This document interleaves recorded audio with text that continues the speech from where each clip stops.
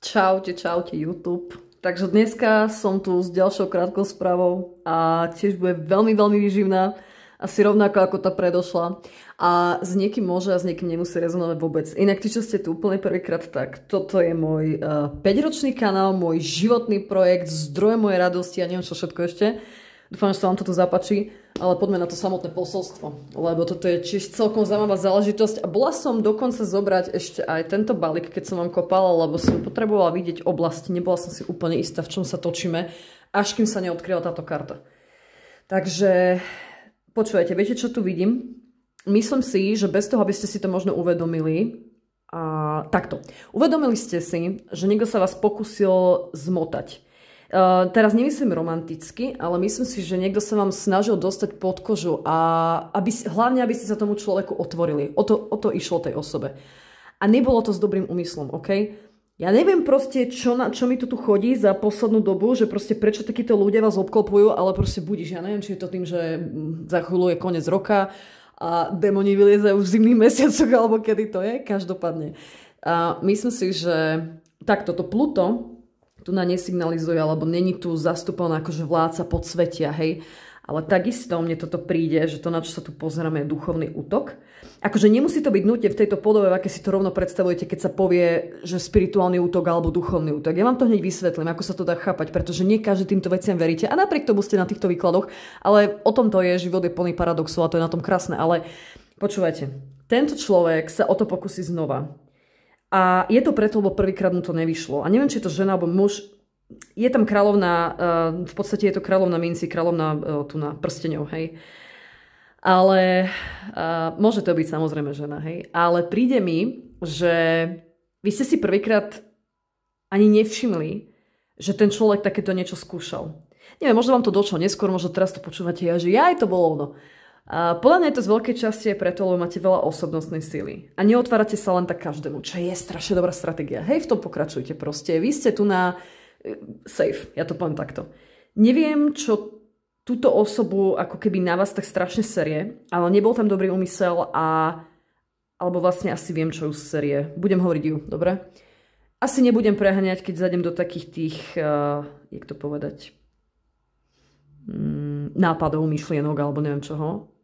Keď vám poviem, že ten človek mohol vyslať, to som ešte veľmi, veľmi jemná, neprajnú myšlienku vašim smerom. Dobre? Pozrite sa.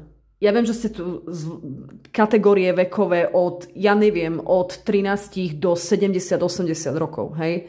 Každý verí niečomu inému, každý sme vyrastali v inej generácii, proste každý máme sklony k niečomu inému. Ja vás tu určite nechcem strašiť. A každý toto budete vnímať inak. Niekto na tie kletby verí a niekto neverí. Dobre? Ľudia si závidia. Hej, není to novinka, len toto celé, čo tu vidím, tak mi príde viacej trošku ezo, trošku viac je to magické, trošku viac je to šmahnuté týmto smerom, ak sa chápeme. Že to není len taká obyčajná závisť, ale že to bolo proste podopreté aj nejakým rituálikom. To sa vám snažím povedať. Ale nechcem vás desiť, lebo proste, ale nemusím, pretože ste safe. Dobre? Príde mi, že malo to byť ten rituál niečím spečatené, ale ten rituál alebo to kúzlo proste nevyšlo. Nepodarilo sa tomu človeku to spečatiť na ten prvýkrát, ako by to nevystrelilo tak, ako malo a preto to chce skúsiť znova. Dobre? Ja si myslím, že tu je príčina alebo koreň problému, to není o vás. Takisto, ako som vám hovorila v predošlom videu, toto proste není o vás. Myslím si, že niekto sa unáhlene rozhodol, že vás nemusí. Hej, čiže môj osobný názor na toto je, že to môže byť zapríčinené takouto situáciou, že vy ste sa s tým človekom ocitli v nejakej situácii, kde ste, povedzme, demonštrovali úplne prirodzene svoju vnútornú silu a vy si to normálne ani neuvedomujete, že to robíte. Že túto silu máte. Lebo je to veľká súčasť vás a máte to tak dlho a budovali si to tak dlho, že jednoducho s tým fungujete, je to pre vás ako dýchanie. A tento človek si tú vašu vnútornú silu nejakým veľmi divným spôsobom vysvetlil. Nejak divne si proste preskladal v hlave, že vaša vnútorná sila je vlastne útok na jeho osobu alebo na jej osobu a urobil taký ten unáhlený úsudok, že OK, teda je to všetko vaša vina, že jemu sa niečo deje, alebo jej sa niečo deje, alebo sa niečo stalo. Mne príde, že to je kvôli tomu, lebo ten človek proste jednak nepochopil vašu silu, to bola prvá chyba, a druhá chyba, bola podľa mňa urobiť vôbec nejaký stupidný rituál. Čiže vtedy nepochopil tú vašu silu na druhýkrát. Okay? Keď to proste nevyšlo a nič sa nestalo a nič sa nedieje. A začína mi prípadať, že ako keby táto osoba nerozumie slovičku nie. Čo ma vôbec neprekvapuje. Proste to sú takí ľudia. Ja osobne nechápem, hej, prečo sa niekto vedome obťažuje škodiť druhému človeku len z takého pocitu ako menej cennosti. Hej, proste príde mi to... Mne toto dávno príde, už dlhšie sa na to takto pozerám. Najprv som preto mala pochopenie, akože snažila som sa byť empatická, ale už mám v piči. Fakt mám v piči, lebo mne to príde ako, že keď chcete niekomu škodiť, lebo vy máte pocit menej cennosti, tak to je na úrovni nižšieho evolučného druhu za mňa. To je normálne, že pod opicami. Ja ako nemám čo k tomu, hej. Ale hold, deje sa to. No a tieto pocity nedostatočnosti tohto človeka tak sa zrazili s vašou vnútornou silou a proste vyplávala z toho celá táto grcanica, ten úžasný nápad urobiť nejaký rituál, ktorý sa jej aj tak nepodaril, hej. Čiže tento človek operuje z miesta nízkych emócií a pocitov. Čiže toto je typ, ktorý tým, že sa cíti nedostatočne, alebo neisto, alebo cíti hanbu a vínu a bezbrannosť, všetky také tie nízke veci, hej, tak z tohto miesta sa potom rodia také veci ako žiarlivosť a strach a nenávisť a hnev a pomsta, čo sú veľmi silné motivátory, povedzme si to takto. A ak toto bol aj spirituálny útok, tak to bolo zastavené. Proste tieto nízke emócie tomuto človeku nestačia na to, aby dokázal to kúzlo, tú silu toho kúzla proste pretaviť do reality. Jasné, je to dobrá motivácia, ten hnev a tá nenávisť a toto, hej, tie pocity nespravodlivosti a neviem čo. O tom určite nepochybujem, len mi príde, že vy operujete na nejakej inej strane spektra, kde sa tieto šmeliny proste nedostanú. A je to aj preto, že povedzme, keby sa tento človek zastavil a to rozdýchal a uvedomil si, že prečo sa tak cíti, že prečo sa cíti konkrétne voči vám takto a možno trošku seba reflektívne, akože sa pozrieť do toho zrkadla, že asi bude chyba v odraze, hej, tak možno by prišiel proste na to, že chyba je na jeho strane a asi by sa mu už potom tie kliatby ani nechcelo robiť, lebo však by tá nenávisť a tá žiarlivosť a všetky tieto nízke veci by vypršali. Takže niečo, čo bolo zbuchané v rýchlosti a viede a sponzorované hnevom a nenávisťou voči vám proste, mne to príde, že predstavte to takto, ono to len nahlas prdlo, ale efekt to nemalo žiaden, hej. Až mi chodí akoby prílišná intenzita toho, nazvime si to, že kúzla, ktoré ten človek chcel urobiť, tak proste pohltilo to same seba, to kúzlo. Alebo tá intenzita pohltila samú seba. Alebo sa to proste rozptýlilo. Ťažko povedať. Bolo tam až príliš veľa prekážok na to, aby to prešlo. Akože actually netuším, že prečo máte toto vedieť. Neviem, možno preto, že ten človek sa o to pokusí znova, ale nemyslím si, že vy musíte akože extra niečo špeciálne robiť preto, aby ste sa ochránili. Dovolím si povedať, že vôbec nič.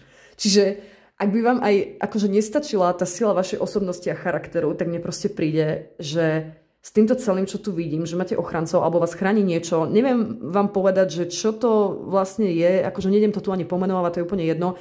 Hovorím, každý má úplne iný názor. Niektorí na tieto veci veríte, niektorí nie. Dôležité je, že vieme, že to tam je. Dobre? To je dôležité, že si to plní svoju funkciu. A tento človek, táto osoba, mne príde, že svojou vlastnou zlomyselnosťou tak si tak akurát ženie do života chaos. A príde mi, že vy vôbec nemusíte robiť žiadne zrkadlenia, žiadne proste nič, hej. Toto si ku vám cestu nenájde. Prípada mi, ako keby, keď sa tak proste predstavte si mravca, ako príde k hrubému 200-ročnému kmeňu stromu a začne do ňoho mlátiť rukami a myslí si, že ho dá dole, hej. Keď to chcete akože po tejto vizuálnej stránke. Hej, proste vy si len pekne oslavujte život a nestarajte sa vôbec o toto. Ja neviem, možno pozeráte dneska toto video preto, lebo ste mali podozrenie, že niečo cítim, niečo sa deje, hej, možno vám to dokonca ešte sa môže stať, že ten človek vám to povedal. Lebo oni toto niekedy robia, hej, ja to poviem tak, to sú také tie psychologické hry priebané, skurvené, hej. Takže ten človek si proste myslel, že ja neviem, sa treba zlomíte pod ťarchou toho, že aké paranoje dokáže vyprodukovať vaša hlava, keď vám o tom povie, že áno, robí toto. Ale mne prípada, že vy tým, že neoperujete z toho miesta tých nízkych emócií a z toho strachu ako táto osoba, tak do tejto špirály proste nepadnete. Lebo tento človek operuje tak, že podľa seba súdim teba. Hej? A preto mne príde, že akože predpokladám, dobre? Ak vám o tomto tá osoba aj povedala alebo vám venoval nejaký strašne hustý pohľad po nenávisti a prekliatia, hej, tak sa proste ten človek čakal, že vy sa hodíte do rovnakej špirály, do akej by sa hodil ten človek, tá osoba. Hej. A dajme tomu, poďme to vyzliesť z tej magickosti. Hej, ste na kanále Očami čarodejnice, ale poďme proste dať tomu trošku taký iný spin. Ono to vlastne celé vôbec nemusí byť o rituáloch a o kúzlach, ani o tom, že niekto sa proste hrabe a čachruje, machruje do energie. Hej? Môže to byť úplne jednoduché, môže to byť primitívnejšie. Niečo, čo proste človek funguje s nízkymi emóciami, hej? A jeho mozog si našiel jediný spôsob, ako sa ľuďom dostať pod kožu, tým, že ich bude proste zastrašovať, bude dramatizovať, bude sa hrať na niečo, čím nikdy nebol. Toto je ten typ človeka, ktorý keď nedokáže získať vašu pozornosť normálne, tak to skúsiť cez náznaky, cez pseudomoc, alebo neviem, nazvite sa ako chcete. Lebo vie, že možno vyvolá takýmto spôsobom reakciu, ale on to není o moci, to je proste, toto je slabosť úplná. Hej. Čiže takíto ľudia, kebyže v tom není ten magický spin, tak ja si myslím, že môže ísť o takéto manipulatívne zastrašovanie, hej. Taký ako ten človek, povedzme, že príde a najskôr som videla, mám jeden balík, a mám tam, je tam nakreslený obrazok háčika a je tam napísané, že hooked up. Čiže, alebo nie hooked up, hooked, tak nie hooked up, hooked. A ja si myslím, že tento človek proste môže prísť, môže sa snažiť vyzerať strašne príťažlivo a intenzívne, hej, a taký ako mystický, aby si získal dôveru. Vašu napríklad. A keď to proste nevidie, tak to prepne do opačného extrému. Do provokácií, do hrozieb, do nejakých falošných kliadeb, alebo neviem, čo má proste vyzerať ako nejaká velikánska vec. Z Marvel univerzu, hej. Čiže ja si myslím, že táto osoba je extrémne neistá. Nevie, ako má pracovať so svojou, jak to povedať, proste s tým prázdnom, s tou čiernou dierou, ktorú v sebe má. Tak sa snaží ako keby vyvolať emócie v druhých ľuďoch, aby aspoň na chvíľu niečo cítila. A tá vaša sila bola zrkadlo, v ktorom ten človek videl svoju vlastnú bezmocnosť. A to nespustilo, že odpor, to spustilo paniku. A tá panika sa potom premenila na hnev a z hnevu potom vzniklo toto teatrálne správanie, nech už sa to prejavilo akokoľvek, hej, ktoré si zoberte tie metafory, alebo to teatrálne správanie môže byť ten rituál v úvodzovkách. Ale mne to príde, že to len vybuchla frustrácia v tom človeku a toto bolo všetko. Čiže keď takíto ľudia potom narazia na niekoho, kto je uzemnený, kto je nohami na zemi, kto je proste prirodzene odolný a neotvára sa hocikomu, ako ste vy napríklad, tak to v ňom spôsobí takú veľmi zvláštnu formu závisti, ktorá sa potom premenia na presvedčenie, že je ohrozený. Hej? Také niečo, jak nejaká projekčná agresia, neviem, či to môžem tak nazvať, ja som není psychológ. Ja neviem, hej, ale mne príde, že ten človek zrazu v sebe, hej, tá závisť sa zmení na ten pocit ohrozenia a proste potrebuje sa braniť, tak on v sebe zacíti niečo temné, ale odmieta si to priznať, tak to proste presvedčí sám seba, že vy ste problém. Hej, ale nie preto, že vy by ste niečo urobili, ale preto, že jednoducho nestrácate tvár keď ste z očí v oči hrám tohto človeka. Hej, čiže to, čo vy ukazujete ako pokoj, alebo to, čo vy vnímate ako pokoj, čo sa prejavuje ako pokoj, tak pre tohto človeka je to útok. Na jeho osobu. Hej? A ono aj kvôli tomu, že to rozohráva v ňom taký ten pocit, že je proste menej cenný. A to je ten rituál úžasný potom, hej. Rituál je len obyčajná metafora zlosti tohto človeka, jeho chaosu a také akože snaha nájsť ten revanš, alebo jak to povedať, tá forma pomsty. Ako sa postaviť nad vás, keď zistí, že ako keby sa to nejak akože zdravou cestou nedá urobiť. Takže mne proste príde, že tento človek on nevie uniesť realitu, kde vy existujete mimo jej alebo jeho kontroly. Takže mne príde, že si vlastnú zlosť pomýlil s mocou. A to sa stáva. To sa stáva. A svoju frustráciu si pomýlil so silou a preto si proste myslí, že keď urobil ten rituál, že to myslel si, teda, že to vyjde, hej? Ale nevyšlo to. Proste táto osoba, jak niektorých z vás je ten človek, že vystrašil, že tá osoba si myslela, že keď vás vystraší, že použije niečo temné, keď naznačí nejaké, ja neviem, magické húhu nezmysly, tak získa nad vami prevahu.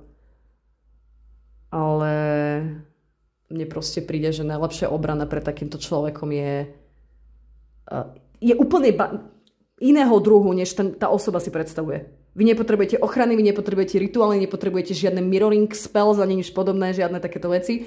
Vaša najväčšia obrana v tomto celom je to, že nepristúpite na tú hru. Že budete takí, akí ste. Pretože ten človek chce vašu reakciu, chce vašu pozornosť, chce, aby ste sa proste posrali. Aby ste začali rozmýšľať nad tým, že Ježišmaria, čo asi teraz robí. Proste vyrába ihličnaté vence s čiernymi sviečkami, ja neviem čo. Hej. Lenže vy, keď zostanete proste pokojné, tak tá osoba nebude mať čím pracovať. A to je to, čo toho človeka úplne najviac ničí. Ale vy ste safe proste. Nech je to tak, či onak. Vy ste safe. Čiže ten útok jednoducho mne to príde ako vystreliť do slepa. Lebo ja si myslím, že túto osobu dusia vlastné tiene a myslí si, že tie tiene môže nasmerovať proti vám a že budú dusiť aj vás. Lenže vás dusiť nebudú. Okolo vás len prejdú. Vy máte na salame. Hej. Toto je presne ten dôvod, prečo tá temnota toho človeka sa ku vám nedostane. Takže serus. Toto je všetko, môj krásny, ja sa s vami lúčim. Zostaňte v bezpečí, majte sa dobre, užívajte si život a neriešte. Čaute.